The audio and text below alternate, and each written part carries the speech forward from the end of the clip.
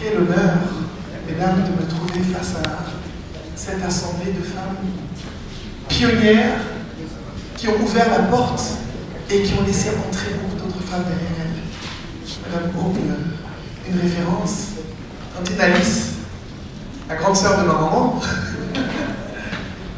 de Brazza à Douala en passant par Abidjan, toujours belle, aussi belle et encore plus belle. Ton secret, là, tu vas nous donner ça aujourd'hui.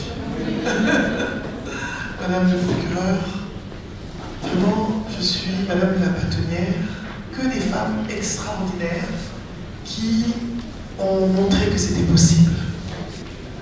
Imaginez qu'on ait plus de femmes comme Maître Cobb, qu'on ait plus de femmes comme Maître Oblé, qu'on ait plus de femmes comme notre bâtonnière, qu'on ait plus de femmes comme notre notaire, qu'on ait plus de femmes comme vous.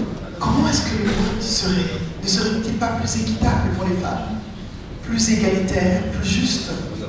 Parce que les lois, nous les connaissons, elles sont écrites, elles sont dites, mais sont-elles appliquées? C'est la question que l'on doit se poser clairement. Et cette application peut-elle se faire si les femmes ne sont pas au crime?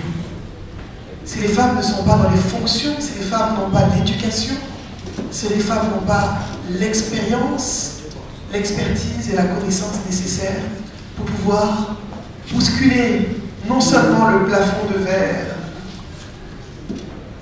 des firmes, des administrations, mais aussi le plafond de verre que nous avons ici. Mesdames, vous dites le droit. C'est nos droits qui sont entre vos mains. Je ne suis que coach, formatrice, facilitatrice, entrepreneur, et ma vie est entre vos mains. Si on me spolie dans le mariage, c'est vous que je vais venir voir. Combien de fois j'ai vu dans des groupes, je cherche une femme avocate qui peut me défendre pour mon divorce. Combien de fois j'ai vu des femmes construire des hommes et se retrouver après 20 ans, 30 ans de mariage avec zéro, si ce n'est que les larmes pour pleurer. Si elle a de la chance et qu'elle a une femme qui dit le droit, qui s'engage et qui prend son problème, comme on dit en Côte d'Ivoire, qui prend son palabre, à ce moment-là, elle peut trouver gain de cause, parce que c'est pas parce que je suis à la maison avec toi pendant 30 ans que je n'ai pas travaillé avec toi. Je mérite aussi ma part. Je mérite ma part, je t'ai construit.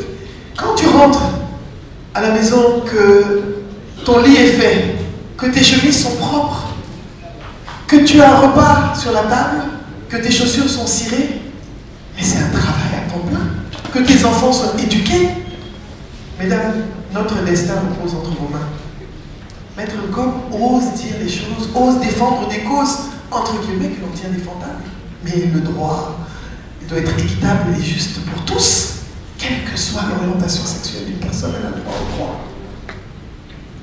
Ce que nous croyons, c'est notre problème. Ce que nous pensons, c'est notre problème. Mais un juriste, il doit dire le droit, quelle que soit sa foi, ses biais, ses croyances, sa religion. Il doit être juste, parce que les textes sont écrits. Et la Déclaration universelle des droits de l'homme, que dit-elle? Tous naissent égaux et libres en droit. Femmes, hommes, humains, tous les humains sont égaux. Cette égalité, on la clame, on la revendique, mais est-elle réelle? J'ai parlé récemment avec une jeune dame que je n'ai pas accompagnée, mais qui est venue me voir, Madame Fall. Je suis dans un cabinet d'avocats. Je suis excellente, et je le sais. Je suis brillante, et on me le dit. J'ai les diplômes qu'il faut, et je suis même plus qualifiée que mes collègues hommes. Mais à chaque fois qu'il y a un dossier stratégique, que je lève la main, on me dit « Attends un peu, tu n'es pas encore prête. Attends un peu que tu aies tous les outils. Attends un peu, qu'est-ce que je dois faire ?» J'ai dit « Ma chérie, le pouvoir, on ne va pas te le donner, il faut l'arracher. Il faut arracher le pouvoir. Il faut marcher sur les pieds des hommes. Excusez-moi, même ta collègue, pardon, il ne faut pas m'excuser. Il faut prendre sa place. Pourquoi ne prenons pas notre place? Parce que nous avons été culturellement conditionnés à être des citoyennes de seconde zone. c'est ainsi que je dis à cette jeune femme, cherche-toi un mentor. Allez vers les aînés, allez vers les collègues, allez vers les pionnières. Elles ne vont jamais vous fermer la porte. Parce qu'on a tellement été conditionnés en nous disant que non, les femmes ne nous aident pas, les femmes, c'est faux. Quand nous élevons nos enfants, qui nous aide? Ce n'est pas d'autres femmes. Quand nous quittons la maison pour aller travailler, qui prépare? Ce n'est pas d'autres femmes. Quand nous déléguons les tâches domestiques, à 90% c'est à d'autres femmes. Donc, ça veut dire que les femmes, dans la tradition, il y a une sororité qui existe. Je me rappelle une histoire que Lema Bowie nous a racontée. Lema Bowie, prix Nobel de la paix du Libéria. Elle dit que une fois, une ONG occidentale est venue dans un village, je crois son village au Libéria, et ils ont décidé qu'ils devaient construire des puits parce que les femmes allaient prendre de l'eau. On s'est rendu compte que quand on a construit les puits, il y avait la dépression. Les femmes ont commencé à être déprimées. Vous savez pourquoi? Parce que le chemin entre le village et le cours d'eau pour aller puiser l'eau, c'était là où elles faisaient leur thérapie. Elles parlaient, elles expliquaient leurs problèmes, elles communiquaient. On a besoin d'un système de support. On a besoin de mentors, mais aussi de sponsors. Parce que quand on dit de sponsors, c'est aller voir une avocate, une aînée, voilà, j'ai besoin d'un stage. N'hésitez pas à aller parler aux grandes dames qui sont là. Allez les voir pour vous, votre carrière. La deuxième chose à faire, il faut déconstruire ces biais. C'est pas parce qu'il y a une assemblée d'hommes que je n'ai pas ma voix à dire.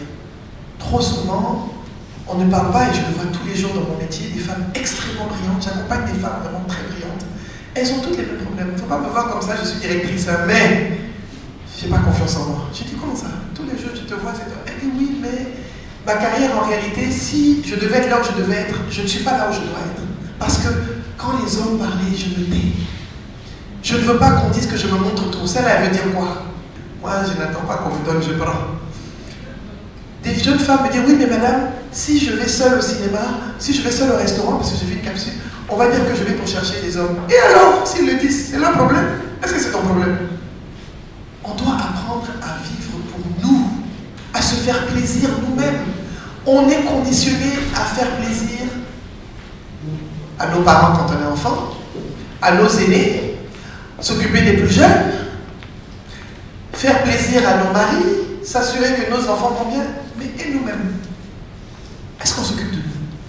Combien de femmes j'accompagne qui n'ont pas une routine de bien-être chez elles? Et quand je dis routine de bien-être, ça peut s'enfermer dans sa chambre et puis fermer la clé et puis dire je parle à personne, je dors aujourd'hui.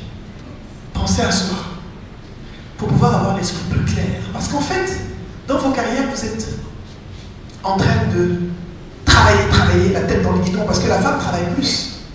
La femme a plus d'intégrité, c'est un fait. Les statistiques le disent. On n'a pas encore vu de femme voler de l'argent pour aller épouser un deuxième mari. C'est une réalité. Les femmes sont rigoureuses, intègres en majorité, bien sûr. Elles travaillent dur, mais elles n'arrivent pas à se positionner. Elles ne comprennent pas pourquoi elles n'avancent pas. Deux raisons. Le plafond de verre de la firme et le plafond de verre du cerveau. Brisons ces croyances qui nous empêchent de postuler. Non, est-ce que j'ai toutes les compétences? Est-ce que je peux? Ma chérie, les statistiques ont montré que les hommes, quand ils ont 40 ou 50% des compétences, ils postulent. Nous, on a 200% des compétences, on pense qu'on n'a pas de compétences. Oui, c'est une réalité. Le changement ne se fera pas si nous n'osons pas. Nous avons la chance d'avoir des pionnières qui ont osé. Nous devons les prendre comme modèles. Nous devons les prendre comme conseil. Lisez leurs livres, lisez leurs interviews. Vous n'avez même pas besoin forcément de connaître un mentor. Suivre son histoire de vie, sa biographie, c'est souvent juste le partage de l'expérience d'une personne qui nous inspire. Les femmes ne connaissent pas leurs droits. Toutes savent qu'elles sont, toutes directrices qu'elles sont. Vous avez une mission aussi de vulgariser ces droits. On en a parlé avec Francine plusieurs fois. Les femmes ne connaissent pas leurs droits. J'ai une amie qui m'a écrit, elle me dit, tu sais la mission qu'une de tes clientes pourrait avoir, c'est une grande dame, elle me dit c'est une dame qui a de la visibilité, c'est de voir comment vulgariser les droits des femmes. Les droits basiques. Elle me dit, moi-même tu me vois là, je suis directrice, je suis sa payroll et je ne connais pas mes droits. J'ai une dame que je connais qui dirige une très grosse société financière ici qui m'a appelé. J'avais fait une discussion fermée sur les violences basées sur le genre avec plusieurs personnes. Elle me dit, tu sais, j'ai voulu venir parce que je vais te raconter ce qui m'est arrivé. Grande directrice d'une grande société qui fait des milliards ici en Côte d'Ivoire. Elle me dit, tu sais, mon mari me frappait. Mais j'ai découvert mes droits. Et je l'ai amené à la police. J'ai dit au policier, je porte plainte. Mais je reste mariée, mais je porte plainte. Il ne m'a plus jamais touchée. Il faut savoir arrêter les choses. Mais si les femmes ne connaissent pas leurs droits, quel que soit leur niveau, comment est-ce qu'on peut transformer la société? Votre mission est énorme parce que les lois existent mais elles ne sont pas appliquées. L'application des lois, c'est un vrai challenge. Mesdames,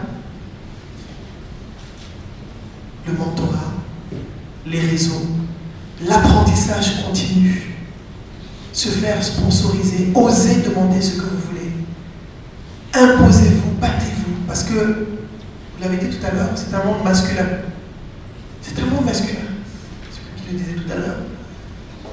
Si nous voulons prendre notre place, nous devons le marcher, surtout dans votre secteur. Vous devez porter vos causes avec ferveur. Vous ne devez pas avoir peur de porter des causes, quelles qu'elles soient. Parce que quand vous portez des causes, vous contribuez à la transformation de la société. De mon souvenir, depuis que nous sommes enfants, quand on parle des droits des femmes, aujourd'hui on est là, les droits des femmes, tout le monde a son mot à dire. Depuis que je suis née, ça a toujours été l'association des femmes juristes qui a commencé ces combats, partout en Afrique. Notre combat de nos droits, il est entre vos mains. Il est entre vos mains parce que vous avez les outils que nous n'avons pas. Vous connaissez les textes que nous ne connaissons pas. Vous avez des leviers que nous ne maîtrisons pas. Donc, si vous vous taisez, si vous n'osez pas, si vous vous laissez envahir par le plafond de verre intérieur, par la culture, par les biais culturels, par les biais socio-culturels, qu'une femme ne doit pas s'exprimer, une femme ne doit pas parler. Quand vous arrivez au tribunal, que vous n'osez pas parce que c'est le juge là, c'est le tonton de quelque chose. Non, on s'en fiche au tribunal, vous êtes des juristes comme tout le monde. On ne doit plus être intimidé. Donc mesdames, moi je vous laisse avec ça, parce que je sais que ma vie, mon avenir, mes droits sont entre vos mains et entre les mains de la génération.